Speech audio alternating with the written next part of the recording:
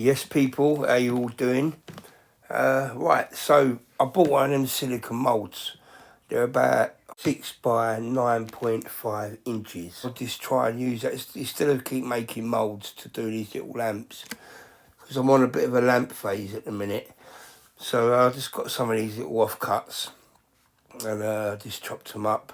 So I'm just going to put one in each corner, and I'm going with this look.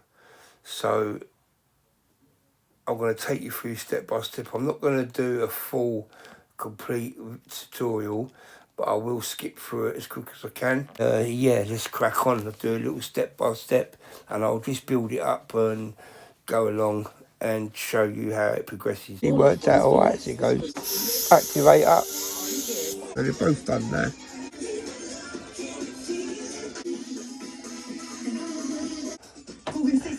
I'm ready for your love.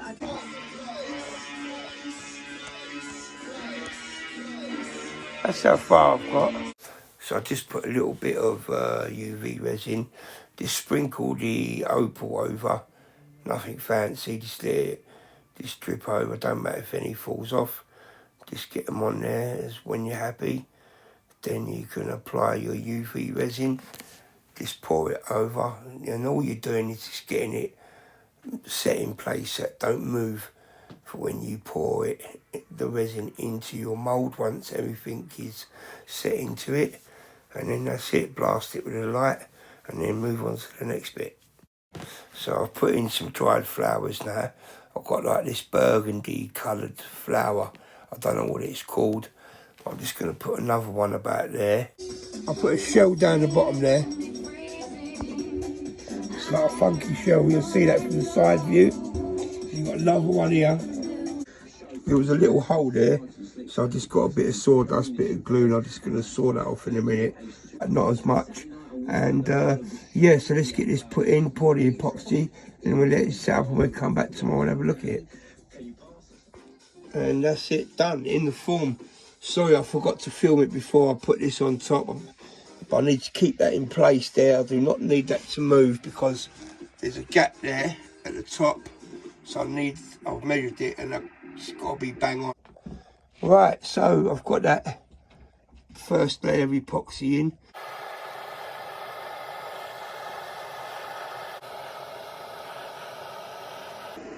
Might as well get it in the moss now.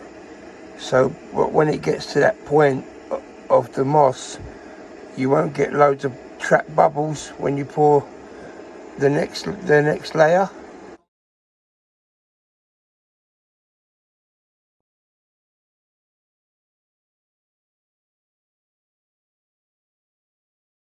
Here's a quick shot. I think we're okay, just about okay. So yeah, tomorrow I can demold it hopefully. We should be back, yeah, it should be ready tomorrow. Get that covered up. Right, we're back again, so that's okay, it come out alright, but what's happened, if you notice at the corners here, it's bent, it's gone inwards, and that was because it's too hot. Possibly, yeah, I could just cut it down there and trim it. I've already got the line there from there, and I've got the line from here, so that will give me a perfect 90 when I make the frame. So that's it demolded. Just cut it at the bottom, you know, and then cut the side. Right, now you might have been wondering when I was doing this why I left that gap at the top there. You can see, and it was in the mould, there was a gap, wasn't there? So what I'm going to do, I'm going to trim that off because this is what you get when you use these moulds. Not all the time, but you see the white stuff there?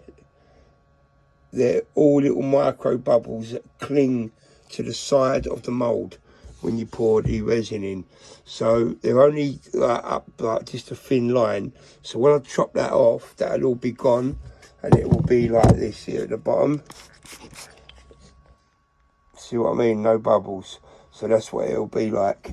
So yeah, bear that in mind as well if you're doing it. You don't, you could just leave it when it's all polished up. Like they do look alright sometimes, but I don't like them like on the edge. Spread some epoxy there, and then just turn it over quickly, and then just push it right down like that, and let it go, and it should, the suction should just hold it there.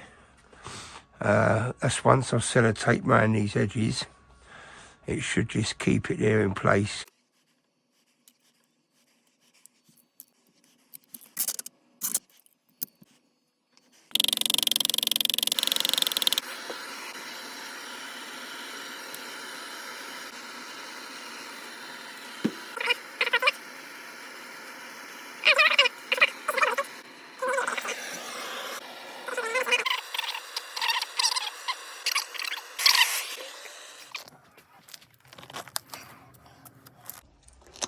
That's not bad. That ain't bad. Give that a sand, another coat, and that's the back done. Yeah, lovely. That's worked out this right. So I'm going to remove the tape now. Then I'm going to fill these voids up with UV resin and then do another coat.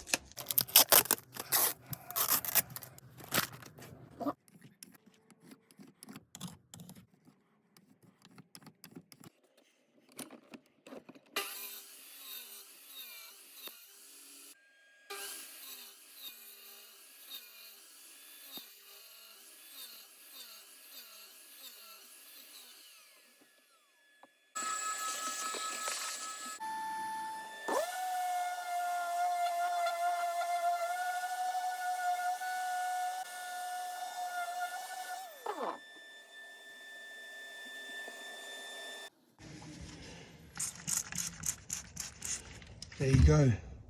That's what I was on about. No bubbles. So the all round bits now, all the sides, they're all free of bubbles. I'm just going to sand these bits up, get the back done first, and then tomorrow we can crack on and start the face side.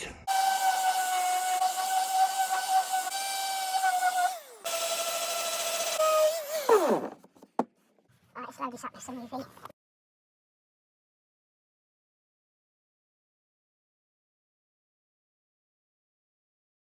So let's sand it back and see if I've got away with it.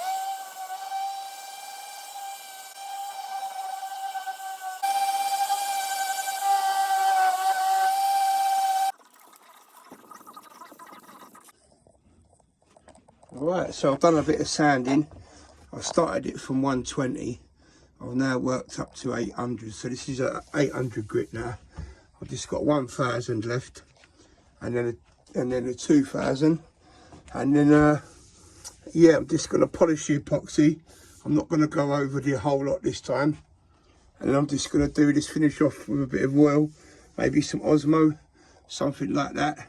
Okay, so I've sanded it up to 2000 grit, and now is the polishing stage, so let's crack on with that. There you go, people. One, I forgot to film the polishing. I started it just to see how one side was going to go, and it went so easy I got carried away, and it only took me 10 minutes to polish the whole lot. So yeah, I just got carried away and forgot to film it. Sorry about that. But I've done it with the 3M. I didn't even use polish after. I just done it with the Fast Cut Plus and the wall pad. But and I've changed my mind. I'm going to use this base now. So if I cut it here, and then, yeah, I might do it like that. Just chop it straight in half, I think. So what I'll do, I'll cut this in half, router out the track, or go across it with the skill saw, drill a hole through there, run the light along here, and then just have a little tiny bit of light just coming up through there, and that'll be it, job done. But that's how it looks so far. That's the main bit of it done. So yeah, well pleased with that. Right, so what I've done, instead of routering it, I thought might as well set the depth on the skill saw, and I just went through it. I'm going to chisel it out now and get it all nice and flat and even, and then drill the hole for the light.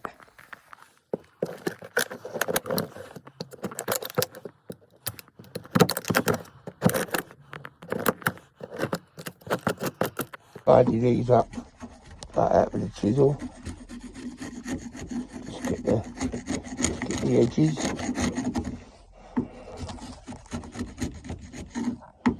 Doing this one-handed, by the way, so don't criticise me for my chiseling skills.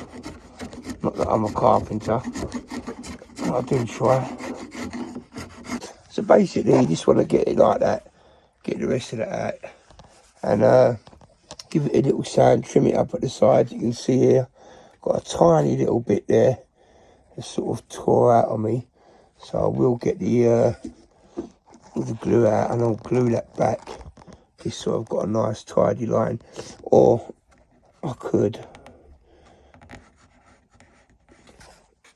yeah, I'll just glue that back. But I could just round that over slightly, that edge.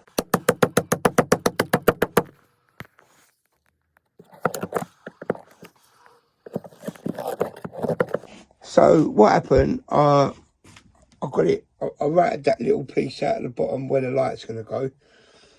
I decided to round the edges over of the whole lot. For some reason, it cracked. See where the little 2 dots are coming out? So I just sort of got it clamped as best as I can. And I should have just used my sash clamp, but this is good enough. And I'll just let that set up and then tomorrow I'll sand it. Yeah, so that's the base pretty much done. I just got to drill the hole, but I didn't want to drill it yet. Just in case that crack done something or anything, I just didn't want to risk it. So yeah, tomorrow I'll be able to show you in its entirety. So I'll see you in a couple of seconds.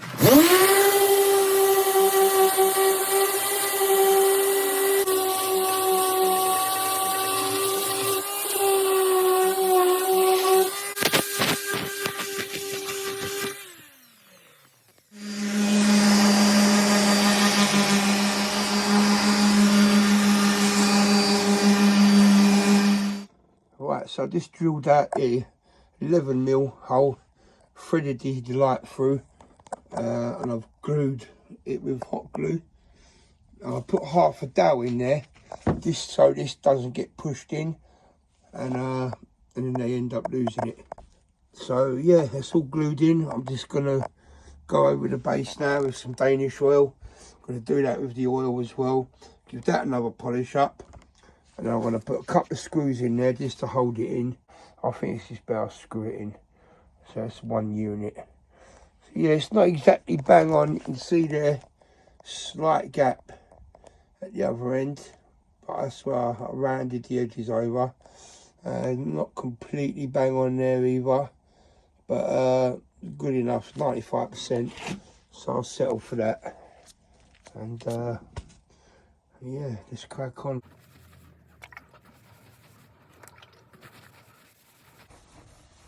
I was going to stain this, but the tone is just right for the base. It's literally the same colour. Can't beat a bit of cedar. It's easy to sand. It smells lovely when you cut it, and it looks beautiful when it's finished. Easy as little cookies dough, but when you get a nice bit of cedar, like a whole slab, you can't beat it, trust me.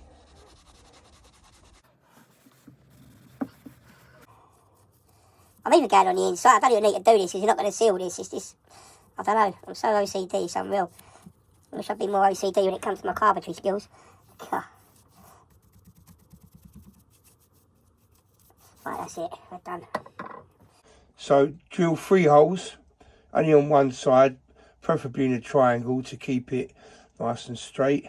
And then what I'm gonna do on the other side, you're gonna have to get a countersink bit on them so the screws sit flush.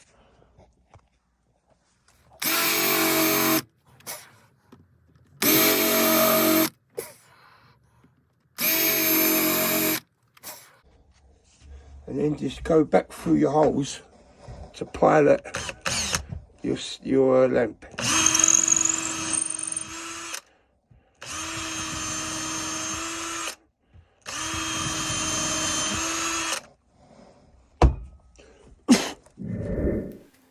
And there have it.